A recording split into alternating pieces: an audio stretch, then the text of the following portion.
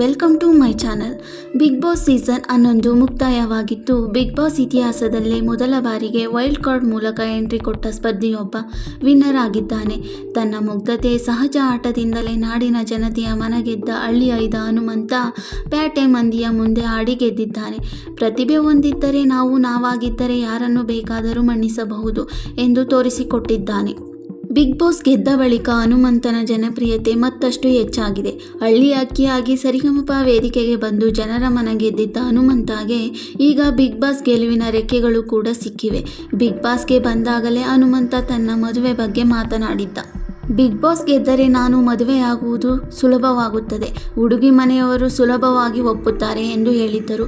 ಸುದೀಪ್ ಅವರೇ ಹನುಮಂತನ ತಂದೆ ತಾಯಿಗೆ ಅವನು ಒಪ್ಪಿದ ಹುಡುಗಿ ಜೊತೆ ಮದುವೆ ಮಾಡಿಸಿ ನಾನು ಊಟಕ್ಕೆ ಬರುತ್ತೇನೆ ಎಂದು ಹೇಳಿದ್ದಾರೆ. ಈಗ ಬಿಗ್ ಬಾಸ್ ಪ್ರಶಸ್ತಿಯ ಜೊತೆಗೆ 50 ಲಕ್ಷ ರೂಪಾಯಿ ಪ್ರಶಸ್ತಿ ಮೊತ್ತವನ್ನು ಗೆದ್ದಿರುವ ಹನುಮಂತನ ಮದುವೆಗೆ ದಾರಿ ಸುಲಭವಾಗಿದೆ. ಸೋಮವಾರ ಮಾಧ್ಯಮಗೋಷ್ಠಿಯಲ್ಲಿ ಮಾತನಾಡಿದ ಅವರು, ಬಂದಿರುವ ಹಣದಲ್ಲಿ ಮನೆ ಕಟ್ಟುತ್ತೇನೆ, ಮದುವೆ ಮಾಡಿಕೊಳ್ಳುತ್ತೇನೆ ಎಂದು ಹೇಳಿದ್ದಾರೆ. ಎಲ್ಲವೂ ಅಂದುಕೊಂಡಂತೆ ನಡೆದರೆ ಇನ್ನು 3-4 ತಿಂಗಳಲ್ಲಿ ಹನುಮಂತನ ಮದುವೆಯಾಗುವುದು ಫಿಕ್ಸ್ ಆಗಿದೆ.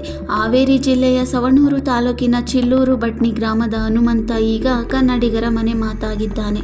ಬಿಗ್ ಬಾಸ್ ಗೆದ್ದ ಬಳಿಕ ನಾನು ನನ್ನ ಹುಡುಗಿಗೆ ಫೋನ್ ಮಾಡಿ ಮಾತನಾಡಿದ್ದೇನೆ. ಅವಳು ಅಳ್ತಾ ಇದ್ಲು. ನಾನು ಆಕೆಗೆ ಸಮಾಧಾನ ಮಾಡಿದ್ದೇನೆ ಎಂದು ಮಾಧ್ಯಮಗೋಷ್ಠಿಯಲ್ಲಿ ನಾಚಿ ನೀರಾಗಿದ್ದಾನೆ ಹನುಮಂತ ಬಿಗ್ ಬಾಸ್ ಗೆಲ್ಲುತ್ತಿದ್ದಂತೆ ಅವರ ಊರಿನಲ್ಲಿ ಸಂಭ್ರಮ ಮುಗಿಲು ಮುಟ್ಟಿದೆ.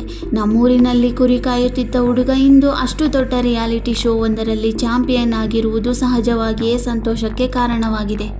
ನಾನು ಬಿಗ್ ಬಾಸ್ಗೆ ಗೆಲ್ಲಬೇಕು ಎಂದು ಬಂದಿರಲಿಲ್ಲ, ಇಲ್ಲಿದ್ದು ಜಾಲಿ ಮಾಡಿ ಹೋಗೋಣ ಎಂದು ಬಂದಿದ್ದೆ.